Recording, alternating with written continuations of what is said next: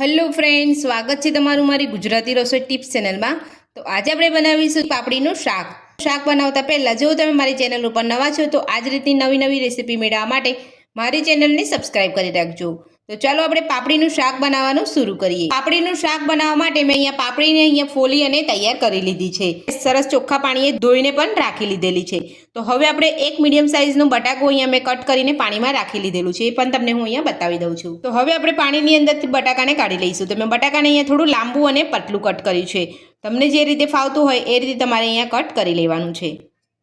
તો હવે આપણે બટાકાને પાણીની અંદરથી કાઢી લઈશું। તો હવે આપણે શાકનો વઘાર તૈયાર કરીશું। તો પાપડીનું શાક આપણે અહીંયા કુકરમાં બનાવીશું। તો કુકરમાં પાણીનો ઉપયોગ કર્યા વગર ઝટપટ બની જતું પાપડીનું શાક તમે મારી આ રીતથી ઘરે એકવાર જરૂરથી બનાવજો। એકદમ ટેસ્ટી અને ખૂબ ઓછા મસાલા સાથે બનીને તૈયાર થઈ જતું હોય છે। તો સૌથી પહેલાં આપણે 4 મોટી ચમચી જેટલું કુકરમાં તેલ ઉમેરીશું।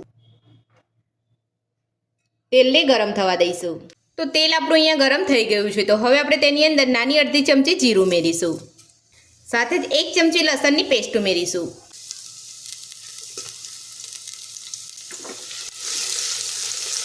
લસણની પેસ્ટ ઉમેરીને આ રીતે તમારે મિક્સ કરી લેવાનું છે।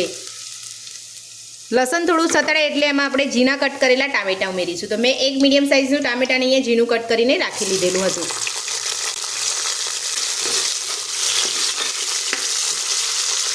સાથે જ કટ કરેલા બટાકા ઉમેરીશું।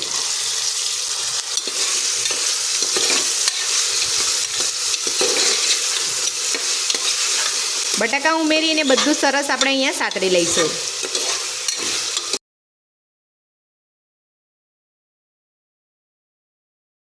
બે થી 3 મિનિટ જેટલું આપણે અહીંયા બધું સતળાવા દઈશું।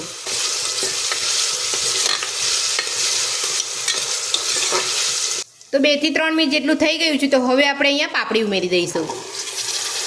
પાપડી ઉમેરીને બધું સરસ મિક્સ કરી લઈશું। તો અહીંયા શાકમાં જો તમે લીલા મરચાં અને આદુનો ઉપયોગ કરવા માંગતા હોય તો તમે અહીંયા કરી શકો છો, પણ મેં અહીંયા નથી કર્યો। તો બધું જ આપણે અહીંયા મિક્સ કરી લીધું છે। તો હવે આપણે તેમાં મસાલા કરીશું।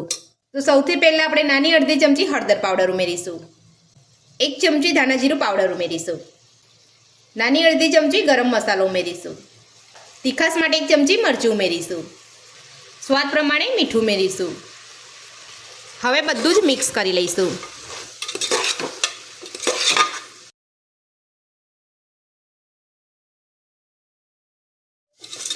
તો મસાલા ઉમેરીને આપણે શાકને બધું સરસ અહીંયા મિક્સ કરી લીધું છે। તો હવે આપણે એની ઉપર એક ડીશ ઢાંકીને 2 થી 3 મિનિટ માટે થવા દઈશું। તો આ રીતે તમારે અહીંયા એક ડીશ ઢાંકી લેવાની છે અને 1 વાટકી જેટલું પાણી ઉમેરવાનું છે અને 2 થી 3 મિનિટ માટે જ આપણે અહીંયા થવા દેવાનું છે। ત્યારબાદ આપણે ઢાંકણ બંધ કરી અને 2 વિસલ જેટલું થવા દઈશું।